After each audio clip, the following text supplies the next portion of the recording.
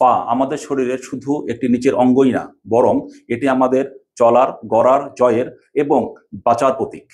এটি আমাদেরকে গতিশীলতা, ভারসাম্য রক্ষা এবং সামগ্রিক স্বাস্থ্যকে মেনটেন করতে হেল্প করে থাকে। এই পা দিয়ে আমরা দাঁড়াতে, হাঁটতে, দৌড়াতে, এমনকি প্রাত্যহিক জীবনের সার্বিক কার্যক্রমগুলোকে মেনটেন করে থাকি। সুতরাং এই পায়ের যত্ন নেওয়া শুধু স্বাস্থ্যগত বিষয় নয়, বরং এটি জীবনের জন্য অপরিহার্য। আমাদের পায়ে প্রায় 2,50,000 সোয়েট গ্ল্যান্ড থাকে, আর এই সকল সোয়েট গ্ল্যান্ড থেকে প্রতিদিন প্রায় 200 মিলিলিটার ঘাম নিঃসৃত হয়। আর এই সকল ঘাম আমাদের পায়ে থাকা জুতার মধ্যে জমে সেখানে ব্যাকটেরিয়া এবং পায়ের ডেড স্কিনের সঙ্গে ইন্টারাকশনের মাধ্যমে এক ধরনের দুর্গন্ধের সৃষ্টি হয়, যেটাকে বলা হয় ব্রোমোডোসিস। সম্প্রতি মার্কিন যুক্তরাষ্ট্রের একটি জরিপে দেখা গেছে, সেখানে 21 বছরের বেশি বয়সী প্রাপ্তবয়স্কদের মধ্যে প্রায় 16% পিপুল এই পায়ের দুর্গন্ধের সমস্যায় সাফার করে থাকেন।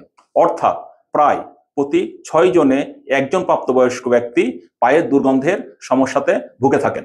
যদিও এই সংখ্যাটি অনেক কম, কারণ বিশেষজ্ঞগণ মনে করেন সাধারণত তীব্র না হলে গায়ের গন্ধের কারণে মানুষজন চিকিৎসা সহযোগিতা গ্রহণ করেন না। আসুন জেনে নিই ঠিক কী কারণে আমাদের পায়ে দুর্গন্ধের সৃষ্টি হয়। বেসিক্যালি আমাদের পায়ে দুর্গন্ধ সৃষ্টি হওয়ার মূল কারণ হচ্ছে আমাদের পা থেকে নিঃসৃত হওয়া অতিরিক্ত ঘাম এবং এই ঘামের সঙ্গে ব্যাকটেরিয়া এবং পায়ের ডেড স্কিনের ইন্টারাকশন। সাধারণত আমাদের যে অতিরিক্ত ঘাম নিঃসরণ হয় পা থেকে, এটার মাল্টিপল কারণ আছে, যেমন সারাদিন দাঁড়িয়ে কাজ করা, হরমোনাল ইনব্যালেন্স, দেহের অতিরিক্ত ওজন বা শরীরের অতিরিক্ত ওজন, ব্যায়াম বা এক্সারসাইজ করা, হাইপারটেনসিভ মেডিকেশন গ্রহণ করা, অথবা হাইপারহাইড্রোসিস নামক এক ধরনের সমস্যায় বা মেডিকেল কন্ডিশনে থাকা। আসুন জেনে নিই কিভাবে আমরা পায়ের জুতার দুর্গন্ধ থেকে নিজেকে রক্ষা করতে পারি, এটাকে প্রতিরোধ করতে পারি। এটার জন্য 2 ধরনের কাজ করতে হবে। একটা হচ্ছে প্রিভেন্টিভ মেজার, আর একটা হচ্ছে কারেক্টিভ মেজার। সো আমরা এখানে প্রিভেন্টিভ মেজার নিয়ে কথা বলবো। আর আমাদেরকে আমাদের পায়ের দুর্গন্ধ থেকে মুক্ত থাকতে হলে, এটাকে প্রতিরোধ করতে হলে প্রথমে যা যা করতে হবে আসুন তা একবার জেনে নিই। ফার্স্ট অফ অল, আমাদেরকে আমাদের পাকে সবসময় পরিষ্কার এবং শুকনো রাখতে হবে। আর পায়ের আঙ্গুলের যে মাঝখানের ফাঁকা জায়গা, এটাও যেন ভিজা না থাকে সেটি এনশিওর করতে হবে। নাম্বার 2, দিনে কমপক্ষে একবার পাকে পরিষ্কার করে ধুতে হবে। যদি সম্ভব হয় এক্ষেত্রে অ্যান্টি ব্যাকটেরিয়াল সাবান ব্যবহার করলে সেটা আরো বেস্ট। নাম্বার 3, পায়ে যদি হার্ড স্কিন থেকে থাকে তাহলে সেটাকে রিমুভ করতে হবে এবং পায়ের নখকে ছোট এবং পরিষ্কার রাখতে হবে।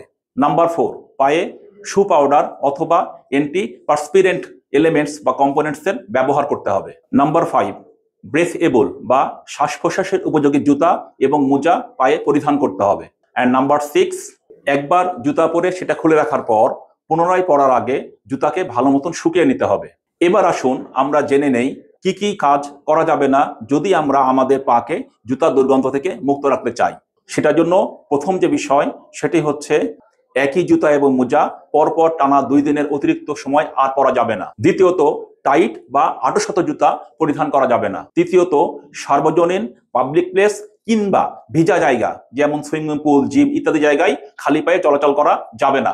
এরপরেও যদি আপনার পায়ের জুতার দুর্গন্ধ নিয়ে সমস্যা থেকে থাকে তাহলে আপনি আমাদের সঙ্গে যোগাযোগ করতে পারেন। আমাদের কাছে অ্যাডভান্স কিছু টিপস এবং সলিউশন আপনাকে দেওয়ার মতন আছে, যেটা দ্বারা আমরা আপনাকে হেল্প করতে পারবো। আমাদের সঙ্গে যোগাযোগ করার জন্য জাস্ট নিচে কমেন্ট বক্সে লিখুন, আমি আমার পায়ের দুর্গন্ধ দূর করতে চাই।